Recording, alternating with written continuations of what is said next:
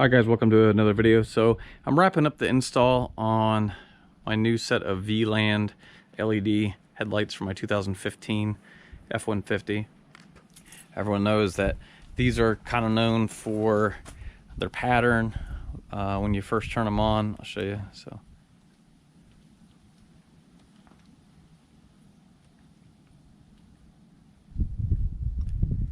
on camera that looks kind of like a blink at the end. It fades out and back in to what your eyes see. On the camera it looks a little bit different. So, you know, so far I really like these lights. They do have a amber DRL instead. This is the low parking light. When the truck is running, it actually becomes brighter. I'll show you that in just a second.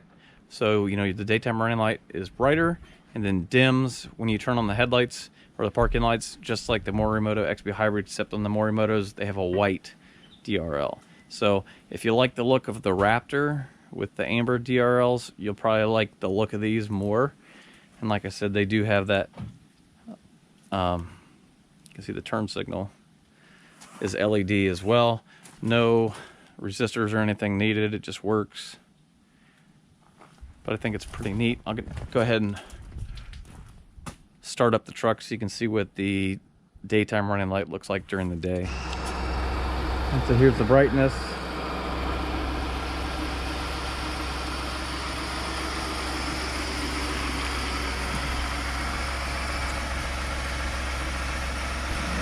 All right, so we've got the low beam, which is the top light, the high beam, which is the lower light.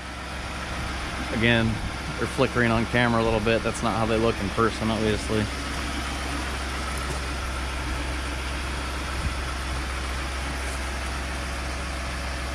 And obviously I haven't put the trim back around the headlights yet because I was aiming them. So that's the next thing. So aiming these lights, you can see there's the upper adjuster, that's for up and down. They do have horizontal adjustment, but it wasn't necessary, at least in my experience. I did bring the high beams up a little bit before I put the lights in place because you cannot reach the lower adjuster for the high beam light once they're bolted in. The only way to get to them would be to take out the fender liner and then reach up through there with an 8mm socket. But they have a really nice cutoff compared to the Morimoto XP hybrids. The Morimotos have that stepped cutoff. It's not really popular in the United States, more like a European thing. These Vland headlights have a straight cutoff line and look a lot better in my opinion, especially if that's what you're used to.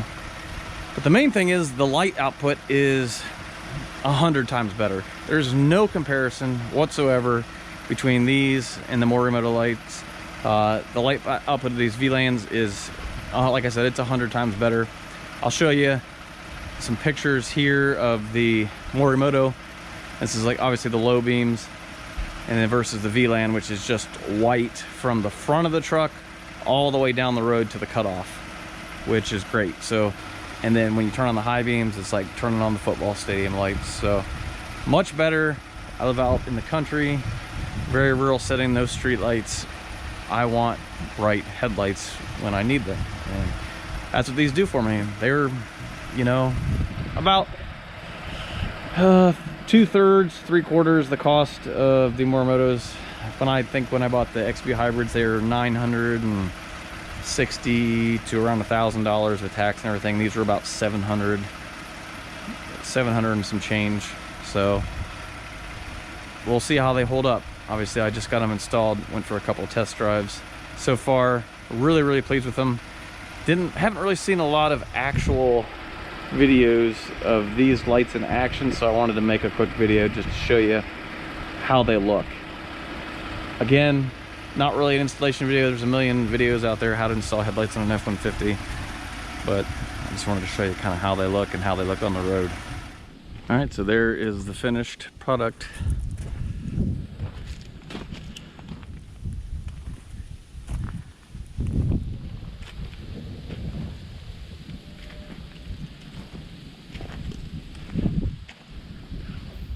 All right, well, that pretty much wraps up this video. And everything's going great, or is it? There has to be one problem. That's right, there is one problem. So one thing I noticed when I was driving, I do a lot of just regular old FM radio listening, and I noticed that when the headlights were on, my distant stations had some static on them, and I started investigating a little bit, and I narrowed it down to the daytime running lights is causing the issue.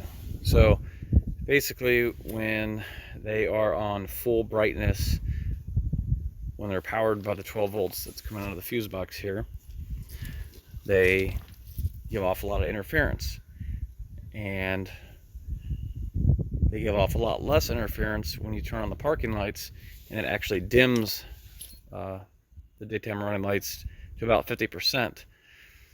They run at a lower voltage, and you don't really have the interference that as when they're running at full voltage. So it got me thinking that maybe there was some way I could clear up interference. This is a common problem when you run LEDs. What's funny though is the headlights themselves they must be shielded well. There's no EMI coming off the headlights. It's just the daytime running lights. So I tried a few different things, including using some of these ferrite coils that like magnets that basically go on the wire, and it's supposed to block the electromagnetic interference from getting to the sound system. I even installed an EMI filter on the power line coming into the factory stereo, and none of that actually worked to fix the problem. So since I noticed that at a lower voltage the EMI interference went away, I came up with an idea, and basically I just bought this little converter right here on Amazon. It was around $10, and I tapped into the line that comes, out of the fuse box. Both the black wires are just connected to the ground bolt here on the truck, and then obviously you have 12 volts coming in this side, and then 9 volts coming out of this side. So with 9 volts, these lights still ran at what appears to be full brightness, the daytime running lights, that is, when the truck is on. When you turn on the parking lights, they dim like they're supposed to, and it cut the noise down a ton. There's still a little tiny bit of interference, but I can live with it because I can get all my stations.